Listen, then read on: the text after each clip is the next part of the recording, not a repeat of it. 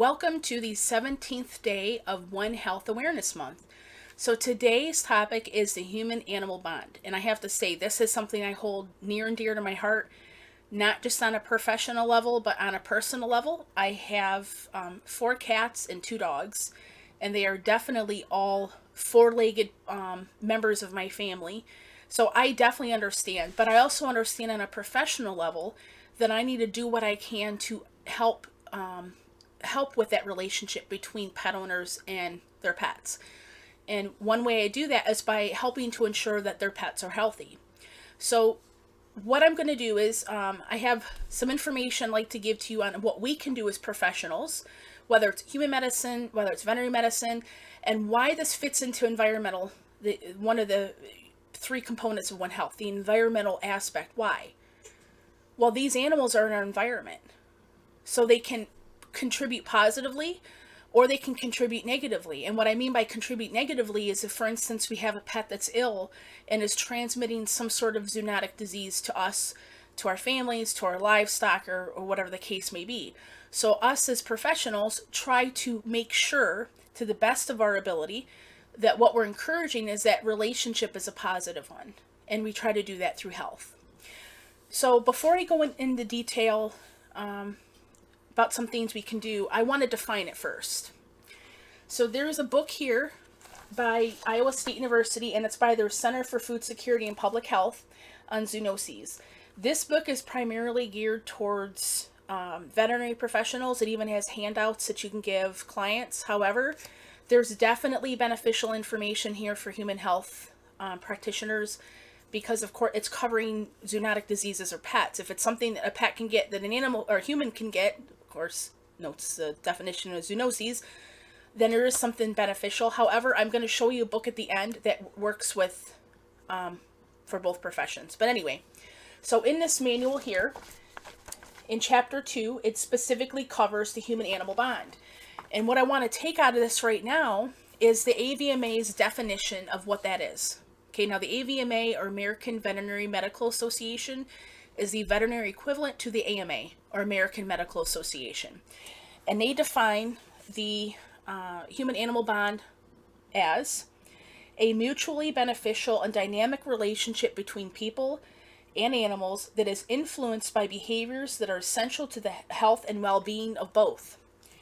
This includes, but is not limited to, emotional, psychological, and physical interactions of people, animals, and the environment. So there's that other component, the environment, right? Remember, the One Health triad is human medicine, veterinary medicine, and environmental sciences. These animals are in our environment. So what we're hoping to do as professionals is that we create as positive interaction as possible. And one of the ways we do it is by trying to reinforce the health of those animals that are that could be dogs and cats, it could be livestock, or some sort of emotional support animal, and so on. So how do we see this human-animal bond at its strongest? And to me, this is through seeing like emotional support animals for PTSD, or seeing animals that assist people with physical disabilities. And that is definitely a mutual relationship, because the animal is getting the task from a person, which most dogs do not like to do absolutely nothing. They like that part of that interaction or that working. And they're getting the instinct or the warm interaction with the person, right? And that animal is able to provide something to help. So in some cases, to help the human. So in some cases, like a situation with emotional support, it's that physical interaction with them. You know, I can say I don't have an emotional support animal, but I can only imagine how much they have the potential to help, because I know when I've had really tough days and I come home and one of my animals cuddles up next to me, it all seems to go away. And the more that I pet them, it's like whatever happened that day just kind of drifts away. So I feel like I can attest to the fact that that bond is definitely important. We also know that human-animal bond has extended to working dogs. So maybe it's the dogs that we see at airports, a drug-sniffing dogs, or maybe it's the dogs that help to keep our sheep flocks safe. we see this, that human-animal bond, that level of trust that has to be there between handler and animal, that the animal does what is needed by for the human handler. So I want to talk about a story for a second that I think is rather significant and rather interesting level of denoting the human-animal bond, which I just found totally intriguing, to say the least. So this is out of a book called The Rhino with Glue Shoes On. I have to tell you, this is a wonderful book. You get some really interesting stories in here about, most of them, if not all, are from professionals in the field, that maybe they've had to do some unique way to treat an animal, that there's not a typical treatment option, or in this case, the story I'm going to talk to you about is specifically about this human-animal bond with a very unusual animal that you probably wouldn't even think about having a bond with, okay? So each of these individual stories in here are actually provided by professionals, and each of the sections will tell a little bit about them, their education, where they're practicing, and so on. So this particular story is called The Eel and the Bartender, and it was submitted by Dr. Beth Chaddock Nolan, Dr. Nolan, who is a veterinarian that attended Tufts University, and she's a fish veterinarian, aquarium veterinarian, and she talks about this very unique situation where there was a bar that had an eel that was in a tank behind the bar, and it became like a fixture. You know, people would go in to visit the eel. Well, it outgrew its tank. So the bartender had donated the eel to a Massachusetts aquarium. It outgrew the tank. There wasn't much of an option there.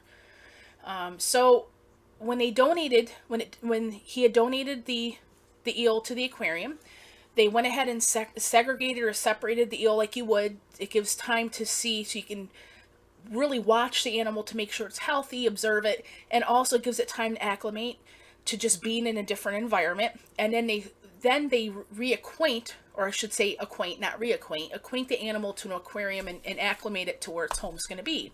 So there's a process. This is a step process.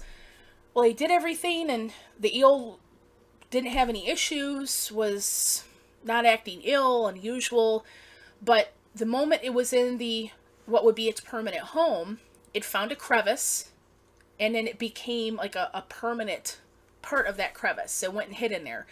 Now, for eels, that's not necessarily uncommon, but it wasn't coming out at all. They tried feeding it, had no interest in food, and it's not unusual for eels to go for long durations without food, even a few weeks. But by week 3, they were getting very nervous that something was not right. So when week 3 hit and it wasn't coming out to eat, had no interest in eating, this veterinarian, Dr. Nolan, had sedated the eel, thoroughly examined it, checked, did blood work, thoroughly, worked up this eel to see what the heck's going on. Nothing came back. She could not find anything wrong that said, okay, there's something we have to treat. At the same time, they went ahead and gave food through a gastric tube, what we would call force feeding, or what could also be called force feeding. Went ahead and thought, okay, let's try this. Let's give it something to eat. Okay, this will tide it over until hopefully we figure out what the heck's happening here. That was it. It still had no interest in eating even after that. So she was talking about with a colleague, I don't know what to do. I'm not sure how to handle this. So as a last-ditch effort, they decided to go ahead and call the bartender because they knew the eel probably had unusual eating habits. They even she mentions that she wouldn't be surprised if someone had thrown it a chicken wing at one time or another because of its location, being behind the bar. But to be this long and not have any interest in eating was a definite concern. So she called the bartender, okay, and explained to them what had been taking place and that the bartender, and that they don't know what else to do. So after hearing the news and failing to come up with any immediate suggestions on how to better feed the eel, the bartender offered to pay a visit. I happened to be in the gallery, so this is being told from Dr. Nolan. I happened to be in the gallery by the eel tank when a large, broad-shouldered man entered one morning. The bartender approached the tank somewhat apprehensively, a furrowed brow shadowing his features. He quietly stood in front of the tank, and waited. At the bottom edge of the rockwork, in the far corner of the tank, a small head appeared. It hesitated, surveying its surroundings, and then slowly, ever so slowly, pulled its lean body from the lair. It cautiously moved directly in front of the man. The eel paused. Its round, lidless eyes focused intently on the man's face. Then, to my amazement, the eel began to undulate its body back and forth in a smooth, calm rhythm, maintaining eye contact with the man the entire time. The man's worried look softened as the corners of his mouth lifted. Here was his old friend again. I don't remember the words and the endearment the man said that day. I remember that the man hand-fed the eel a piece of fish or shrimp, and that the eel did not refuse food from that day forward. But most of all, I remember the look of pure adoration on the man's face as this eel emerged from its hiding place for him, and only him. This is an eel. Now, if there's any animal where I would say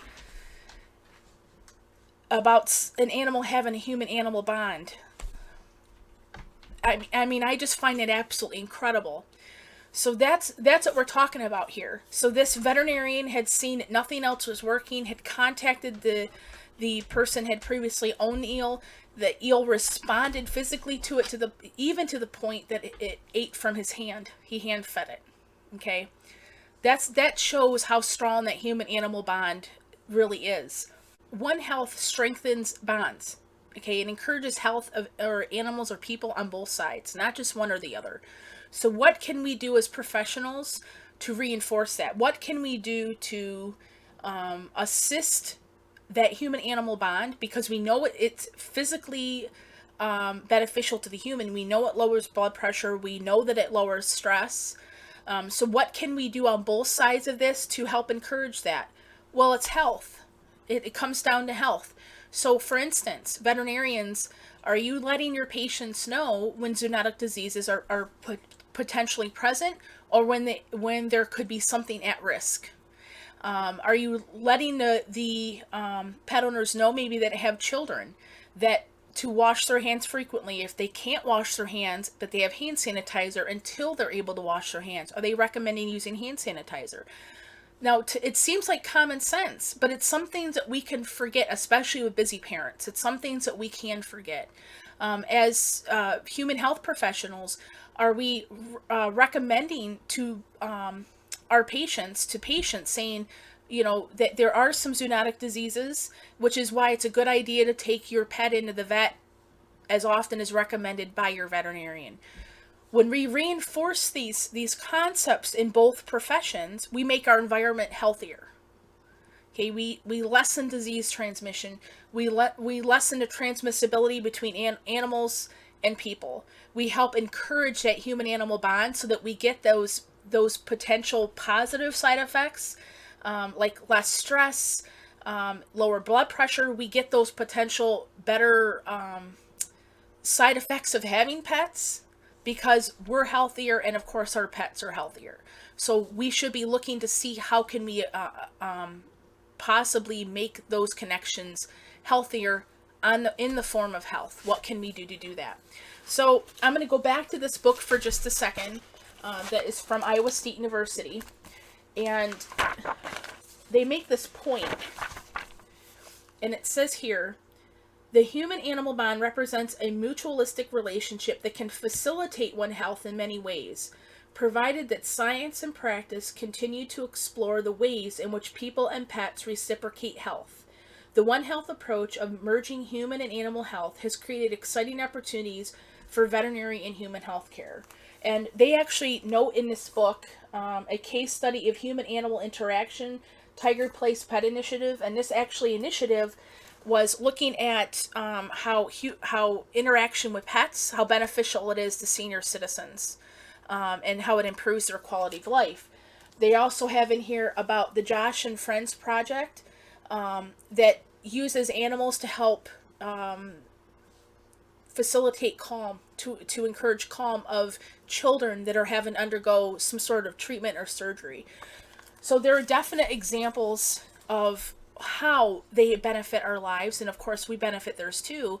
So how can we encourage that? We make sure the animals are healthy and so are the people. We encourage the communication each of those have with their professional, and we encourage communication between professionals too. This means that if there's something that a veterinarian believes a human health professional should know or like to convey, they do so, and vice versa. That communication is also very important as well. So now I talked about that's the core I want to speak about, but I want to step back for just a second because, of course, I bring up the book about zoonoses, and that zoonoses book from Iowa State is actually more so geared towards human health professional, or excuse me, veterinary professionals. But I want to take just a second and recommend this book. This book was recommended to me when I had completed my bachelor's degree. I did it on the communication between human health and veterinary professionals. And my mentor at the time had recommended getting this book, and I have to tell you, it is absolutely wonderful. There is information in here from for human health professionals, veterinary professionals, as well as public health professionals. It definitely goes with that One Health triad. And it's Human Animal Medicine by Peter Rabinowitz and Lisa Conti. I highly, highly, highly recommend getting this book if you're in veterinary or human health or public health. This kinds of books again help us make sure that we keep our patients healthy. Veterinary medicine, it keeps our patients healthy and our clients happy too, and because it encourages that human animal bond in a healthy way. And I highly recommend that book. So I'm going to call an end to today's topic. I hope it was something that I think we can at least relate to. On many of us, since more than 60% of homes have pets, we can relate on a personal level. But I really hope it's something that you can see how you can apply in your practices and in your public health environments as well. So I look forward to seeing you tomorrow on day 18, which is the link between animal abuse and human abuse. I hope that you guys have a wonderful evening. Thank you.